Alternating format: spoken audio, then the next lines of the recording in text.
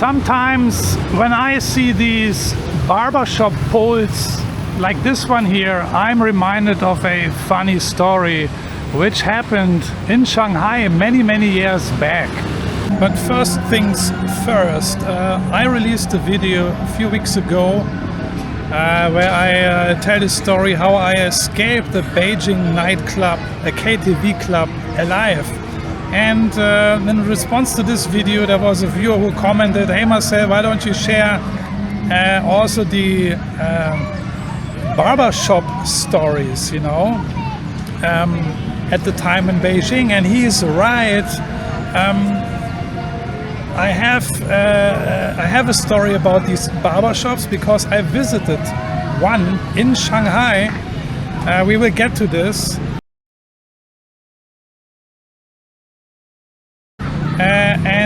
Like I said, sometimes when I see these barbershop poles, I'm reminded of the story, but it never crossed my mind to talk about it. So thanks to this viewer who reminded me of the world famous barbershops in China. So it happened that I had a friend in Shanghai, a German buddy of mine, very good dude, who was an exchange student. This is we are talking 2005, yeah. By the way, I'm here in Alun, Malang. Busy today because it's the weekends. So I had a very good friend. He was an exchange student working for Siemens.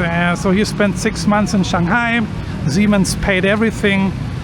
And I knew he was there. I was in Auckland at the time in New Zealand, working there as a chef. And he invited me, obviously.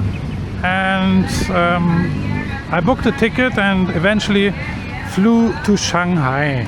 But the main reason, also to give you some context, was not actually to see the city, although I hear Shanghai is a very interesting city, blah blah blah. But the main reason why I wanted to visit Shanghai were not the barbershops, although my buddy already told me about the barbershops, you know. No, the thing was, I was really into Chinese girls at the time. This is the time when I started to get into Asian girls, especially the Chinese girls, you know. And before I came to Auckland, I couldn't care less about Asian girls, basically. I was not into them, I was not interested in them. I never dated Asian girls before. I dated European or Western girls, you know. But once I arrived in Auckland, in New Zealand, at the time Auckland was, perhaps still is today, a very famous university town, university city. And also it happened that many Chinese students, probably people from the Philippines, from Indonesia, Malaysia, were studying, even Koreans were studying at these Auckland universities. You also had a lot of immigrants in Auckland at the time from various Southeast Asian countries. And we had these part-time Chinese students working for our hotel. I worked at the the Hyatt Regency Auckland at the time.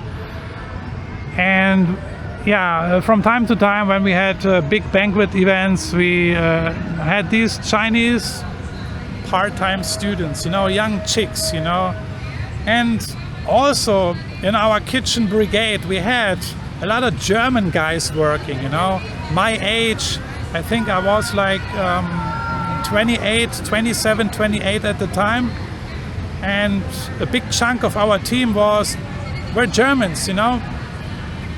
And many of them had Chinese girlfriends, you know, these Chinese part-timers. I remember Christoph, our pastry chef, German guy, His girlfriend was from Taiwan. Oh man, this girl was so pretty, I remember. I was so jealous, you know, I was so envious of him. I must say he also was a very handsome guy, you know, blonde hair, blue eyes, very handsome face, you know.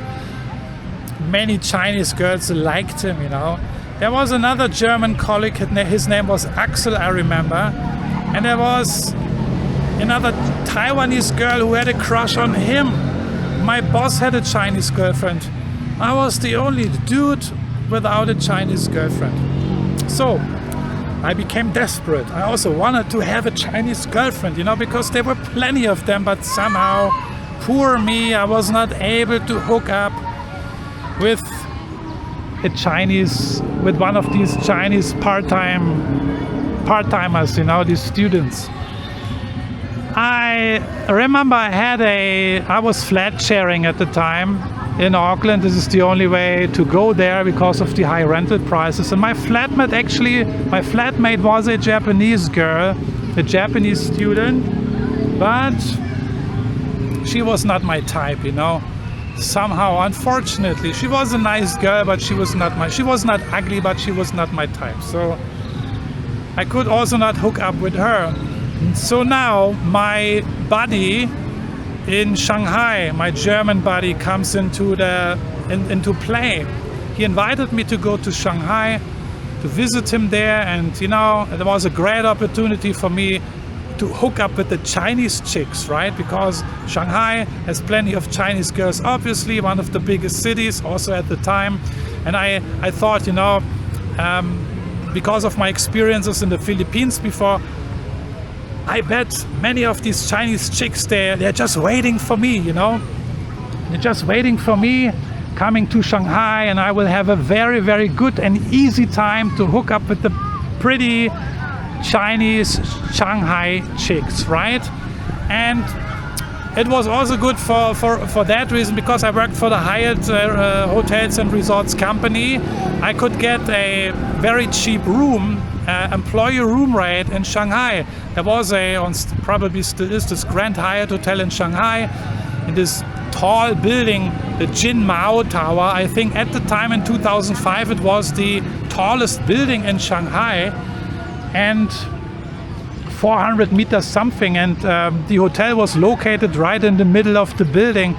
I remember the lobby was in the 90th floor or something like that, so you had to take the elevator up to the 90th floor or 80th floor, and then you would arrive in the lobby, and only then you would check in, and then the rooms went up further, you know, went further up.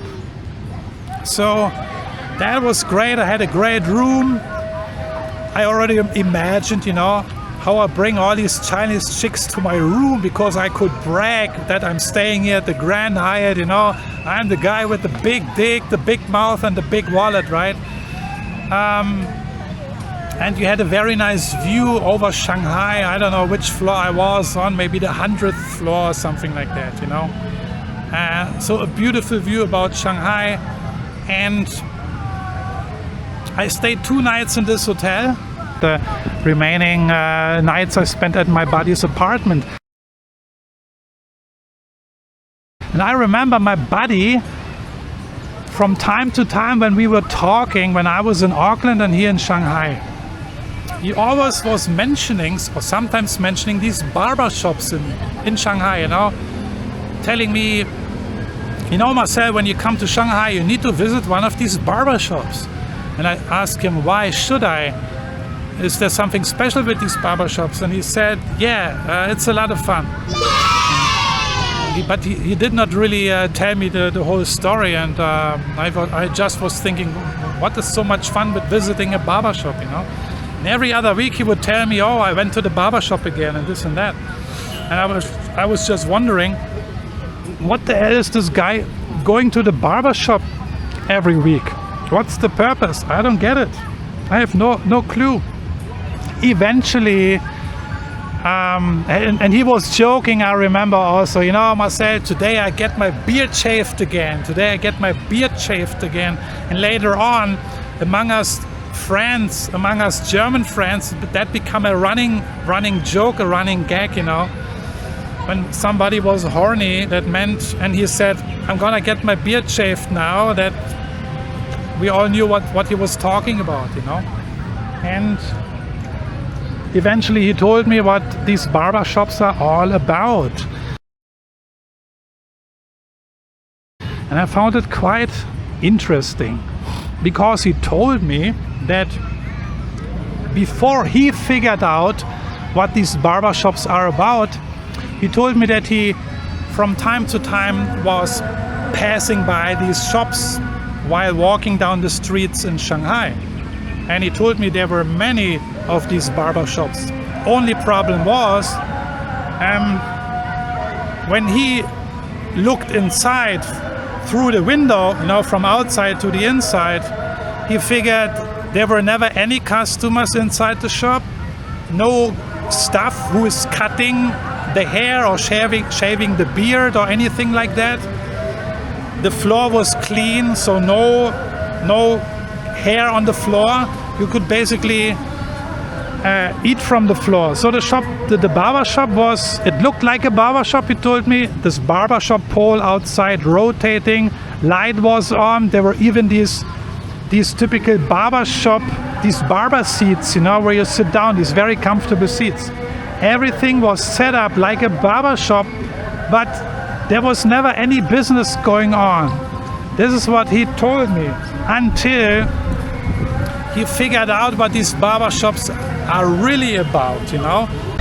Oh my God! And then he told me, and I was just laughing, you know. And I remember one Sunday morning, we partied hard the night before, and my friend, my buddy, was still sleeping. He was in a, you know, high-riser, very nice apartment, 2-bedroom apartment. Obviously Siemens, his company, paid for it, you know. And he was still sleeping, but I felt actually, I feel like getting my beard shaved today, you know. I was a little horny. So I wanted to try out this famous Chinese barbershop for the first time. I knew where it was located. My friend told me before. I went down to the street, walked a bit, and I found this barbershop in full operation. Barber pole outside was rotating. I looked through the window, lights were on. I saw these barber seats, you know, but of course empty, no stuff inside, no girls or men, no customer. I went inside, the door was open.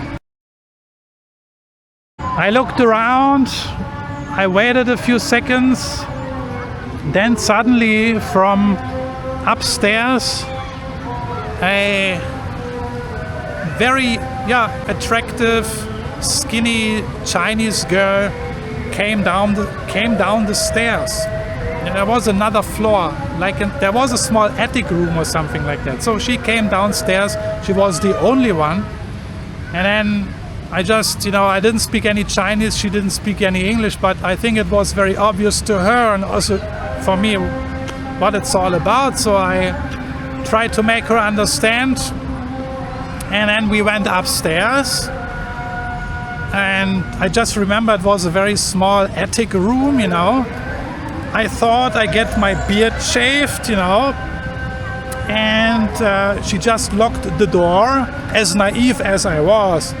I thought I get my beard shaved, right? And I thought she will do it downstairs in one of these comfortable seats, right? But no, she asked me to go upstairs, and I was wondering, hey, why do you bring me upstairs? And once we entered the small attic room, she closed the door, locked the door from inside, and swallowed the key. Of course, I am a little bit kidding here, because I knew what I was getting into, right? And she might have swallowed something, but not the key, but that's a topic for a different video. But anyway,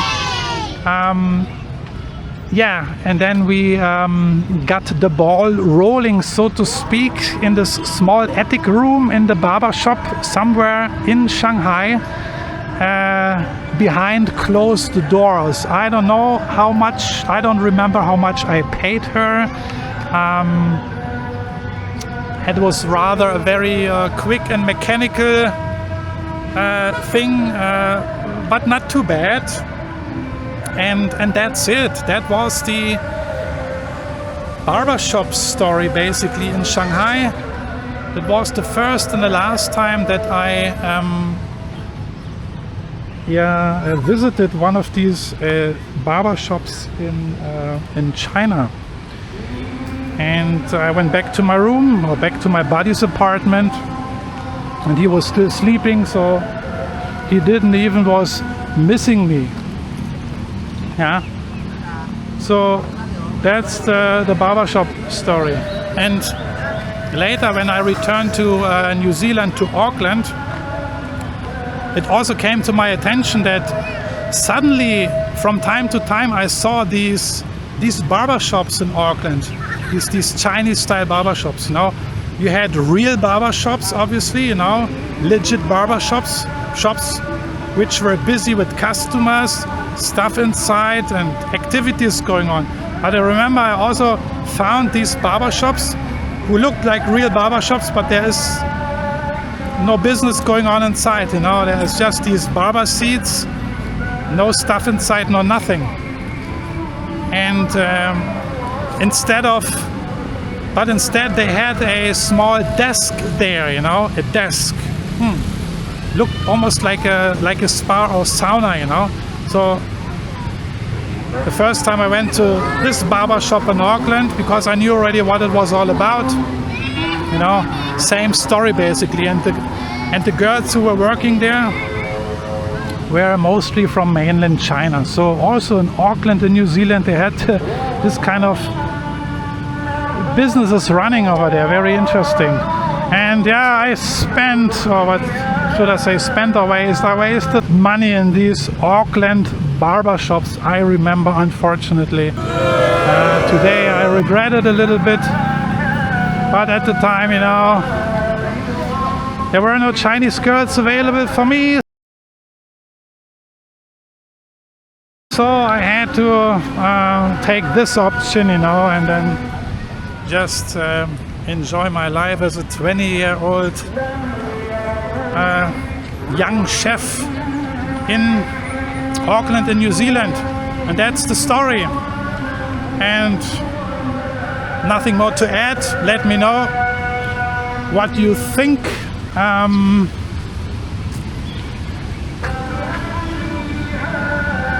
Have you visited one of these shops? Do you know what I'm talking about? Did you like them? Did you hate them? Did you ever get a real haircut in these shops? Would be interesting to hear your story and your take. I don't know if these barbershops still exist today in China. No idea, because I haven't been to China for a very, very long time. As a matter of fact, I think the last time when I was in China was in 2007, if I'm not mistaken, with my then Chinese girlfriend Annika from Chongqing in central China, but she lived in Hong Kong. But this is a topic for another video. So thanks for watching, and I'm gonna see you in one of my next videos. Take care, bye bye, and greetings to the barber shops in China. Bye bye.